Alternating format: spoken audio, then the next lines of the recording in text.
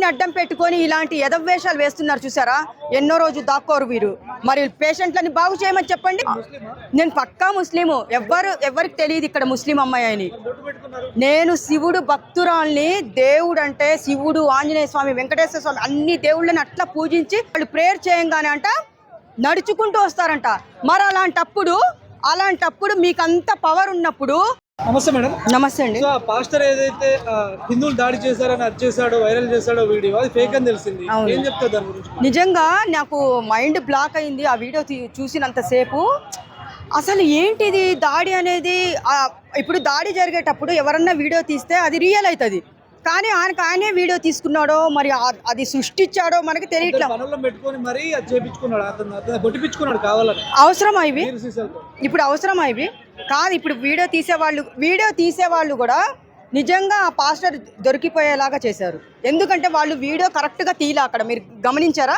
నేను 1కి 10 సార్లు ఆ వీడియో చూసిన తర్వాత ఇదేంటి ఫేకు, ఇది ఏం జరుగుతుంది ఇక్కడ అని చెప్పేసి నాకు అనిపించింది. కానీ మొత్తము ఫేక్, మొత్తం వీడు క్రియేట్ చేసుకొని మొత్తం నాటకం ఆడాడు. ఇప్పుడు ఎవరైనా సరే దొంగ నాటకాలు ఆడితే దొంగనా కొడుకులు ఎన్ని రోజులు దాక్కుంటారు మీరు చెప్పండి? దొరికాడు, జైల్లో ఉన్నాడు. అది ఎవరికి నష్టము? నువ్వేదో సృష్టించాలనుకున్నావు, నువ్వేదో పేరు కోసం పాకులాడావు, 2 పనులను పెట్టుకుని వీడియో తీపించుకున్నావు. లాస్ట్లో ఎక్కడ ఉన్నాడు? జైల్లో ఉన్నాడు. ఎట్లా చూడొచ్చు మేడం? హిందువులను టార్గెట్ చేసి హిందువులే దాడి చేశారని తప్పుడు సంకేతాలు వచ్చేటట్టు చేశాడు వీడియో. ప్రతిసారి హిందువుల మీద ఏడుస్తున్నారు. అసలు ఏంటి నాకు అర్థం కావట్లేదు. వాళ్ళని టార్గెట్గా పెట్టుకొని వాళ్ళకి చెడ్డ పేరు తీసుకుని రావాలని చూస్తున్నారు. హిందువుల గురించే మాట్లాడుతున్నారు. వాళ్ళు ఏం పాపం చేశారు? నువ్వు ఇలా చేయడం తప్పు కదా. ఎన్నో రోజులు దాక్కోదయ్యా. మీరు చేసిన పాపాలు మీరు ఎవరి గోతిలో వాళ్ళే పడతారన్న సామెత ఎంత నిజం, ఎంత పెద్దవాళ్ళు చెప్పింది నిజమో, ఈరోజు ఈ కాలంలో ఎవరి గోతిలో వాళ్ళే పడుతున్నారు. వాళ్ళు చేసిన పనులకు వాళ్ళే పడుతున్నారు. కానీ హిందువులని ఎప్పుడు టార్గెట్ చేయొద్దు. వాళ్ళకి చెడ్డ పేరు తీసుకురావాలని ఈయనేదో చేశాడు. అక్కడ పప్పులు ఏముడకలేదు, పప్పులు ఉడకలేదు. పోయి జైల్లో కూర్చున్నాడు సిగ్గు లేకుండా. అట్లుంటుంది ఏది చేసినా. కానీ మీరు మాస్టర్ ప్లాన్ వేస్తారేమో కానీ అక్కడ డిపార్ట్మెంట్ ఒకటి ఉంది, చట్టం ఒకటి ఉంది. మీరు ఎక్కువ రోజులు దాక్కోలేరయ్యా. హిందువుల జోలికి పోయినా ఎవరి జోలికి పోయినా మీకు శిక్ష ఇలాగే ఉంటుందని చెప్పేసి దేవుడు చక్కగా చూపించాడు. చూసాం కొందరు ఫాదర్స్ పేరు చెప్పుకుని లైవ్ లో కళ్ళు వచ్చేస్తున్నాయి, కాళ్ళు వస్తున్నాయి, నడుస్తున్నారు, కుంటి వాళ్ళు నడుస్తున్నారు. ఇట్లాంటి పేరు చాలా చూసాం. అవును. పిచ్చికి పరాకాష్ఠం వచ్చా నిన్న ఆ వీడియో. వీళ్ళు చేసే పిచ్చి చేష్టలకి ఆ వీడియోస్ చూస్తుంటే కొంతమంది ఏం చేస్తారు తెలుసా? పడిపోయినట్టు నాటకం ఆడేసి వాళ్ళు ప్రేయర్ చేయంగానే అంట నడుచుకుంటూ వస్తారంట. మరి అలాంటప్పుడు మీకు అంత పవర్ ఉన్నప్పుడు మీరు హాస్పిటల్స్లో చాలా మంది పేషెంట్లు ఉన్నారు, కాళ్ళు చేతులు లేకుండా పడిపోయిన ఉన్నారు. మరి వాళ్ళ దగ్గర పోయి ప్రేయర్ చేయండి, వాళ్ళని నడిపించండి. మీరు తీసుకుపోయి వాళ్ళ రోగాలు తగ్గించండి. మీరేదో అందరినీ తీసుకొని వచ్చి నాటకాలు చేస్తే ఇక్కడ పనికిరావు. మీరు నిజం అని నిరూపించుకోవాలంటే నిజమైన పేషెంట్ల దగ్గరికి వెళ్ళి ఎవరు ఇప్పుడు క్యాన్సర్ పేషెంట్లు కూడా మా దగ్గర బతికారని చెప్తున్నారు. ఈరోజు రేపు చనిపోయే వాళ్ళు కూడా బతికారని చెప్పేసి చూపిస్తున్నారు కదా. సరే, మీరే గొప్పవాళ్ళు, మీ దేవుడే గొప్ప అయితే మీరు ఇలాంటి వాళ్ళు చాలా మంది ఉన్నారు. క్యాన్సర్ పేషెంట్ ఇక్కడ కూర్చొని ఉంటారు కదా రోడ్ల మీద, మళ్ళీ వాళ్ళని బాగు చేయండి. కాళ్ళు లేని వాళ్ళని నడిపించండి.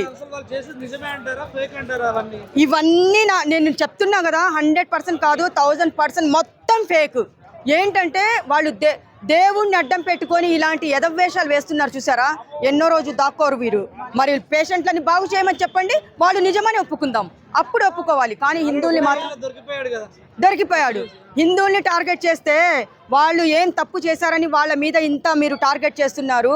హిందూ సమాజం గురించి, హిందువుల గురించి మీరు నేను ముస్లిం అమ్మాయిని, మరి నేను ఎంత హిందువుల, నాకు వాళ్ళలాగా ఉండాలంటే నాకు చాలా ఇష్టం. హిందువుల్లాగా పూజలు చేయాలంటే నాకు ఎంత ఇష్టం తెలుసా. నేను పక్కా ముస్లిము, ఎవరికి తెలియదు ఇక్కడ ముస్లిం అమ్మాయి అని. నేను శివుడు భక్తురాల్ని. దేవుడు అంటే శివుడు, ఆంజనేయ స్వామి, వెంకటేశ్వర స్వామి అన్ని దేవుళ్ళని అట్లా పూజించి నేను పూజ చేసి ఇక్కడ బొట్టు పెట్టుకొని ఇక్కడికి వస్తాను, నేను మాట్లాడతాను. అలాంటిది హిందువుల గురించి, వాళ్ళ దేవుళ్ళ గురించి ఎంత గొప్పగా చెప్తాను.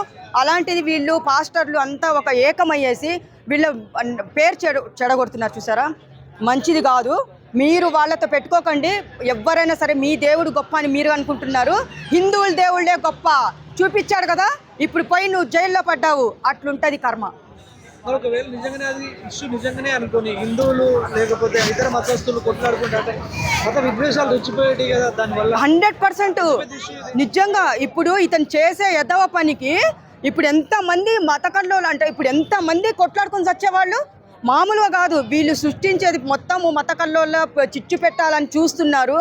బ్రహ్మం గారు ఒక మాట అన్నారు, ఇది మత కల్లోలకు గొడవలు జరుగుతాయి, కొట్టుకొని వస్తారంటే ఇలాంటి పుట్టగొడుగులు ఉంటాయి కదా, ఇలాంటి నా కొడుకులు ఉంటారు కదా, అలాంటి వాళ్ళు పుట్టుకొస్తే మత కల్లోల మీద ఇది గొడవలు పెట్టి తమాషా చూస్తారు, తమాషా. అలాంటి వాళ్ళకి డిపార్ట్మెంట్ మనం నిజంగా అలాంటి వాళ్ళకి ఎక్కడెక్కడ ఉన్నారో ఏరి మరి ఎక్కడున్నారో కలుపు మొక్కలు ఉంటాయి కదా, అది వేరి లోపల వేసి కుమ్మాలంతే. శిక్ష ఎట్లా పడాలంటారు? మళ్ళీ ఇట్లాంటిది కావద్దు అంటే ఎలాంటి శిక్ష ఉండాలి? నిజంగా శిక్ష ఎలా పడాలంటే వీళ్ళకి ఇలాంటి వాళ్ళని అందరినీ అండమాన్ జైలుకి పంపించాలి. శిక్ష లేకపోతే ఇదే హిందువుల ముందు ఏదైనా చేస్తే బాగుంటుంది. నిజంగా ఇప్పుడు హిందువుల ముందు ఇప్పుడు వాడు అట్లా చేశాడు కదా, హిందువులు ఏంటి అని చెప్పేసి వాళ్ళ ముందు తీసుకొని వచ్చి వీడిని ఏం చేయాలంటే నిజంగా నాకు ఎంత కోపం వస్తుందంటే అంత కోపం వస్తుంది వాడి మీద. ఆ వీడియో చూసినంతసేపు నాకు నవ్వొచ్చింది. ఏంటిది ఇక్కడ ఏం జరుగుతుంది, ఏంటి ఎవరు కనపడ్డారు అట్లా అనుకున్నాను. తర్వాత చూస్తే మొత్తం ఫేకే. చూసాము జైలుకి వెళ్ళాడు, మొత్తం బయటపడింది.